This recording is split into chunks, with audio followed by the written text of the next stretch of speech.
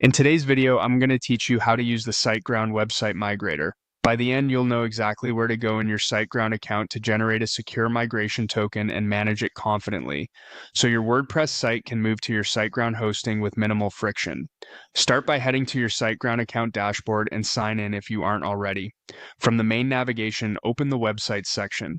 This is where all of your hosted sites live, and it's the easiest way to make sure you're working on the correct project. If you manage multiple sites, pause for a moment and verify you're selecting the right domain to avoid any mix-ups later. Next, open Site Tools for the website you want to receive the migrated content. Site Tools is your control panel for that specific site. Once you're inside, look to the left-hand menu and choose WordPress. This groups all WordPress-related features in one place, so you don't have to hunt around. Within the WordPress area, click Migrator. This is the hub for creating the migration token you'll use to kick off the transfer. You'll see fields asking for your domain and path. In the domain field, enter the destination domain hosted on Siteground, the one that will serve your migrated site. If you're migrating to a subdomain, enter that exact subdomain. In the path field, specify where WordPress should live under that domain.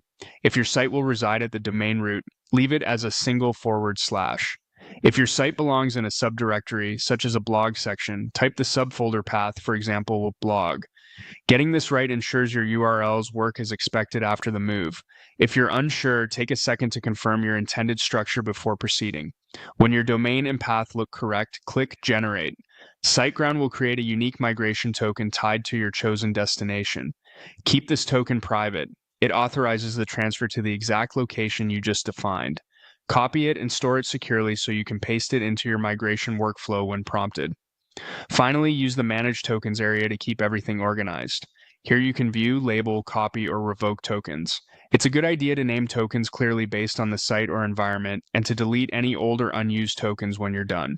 If something goes wrong or you suspect a token was exposed, revoke it and generate a fresh one. That's it. You navigated from the SiteGround dashboard to websites, opened Site Tools, went into WordPress, selected Migrator, entered your domain and path, generated a token, and learned how to manage it safely, setting you up for a smooth WordPress migration.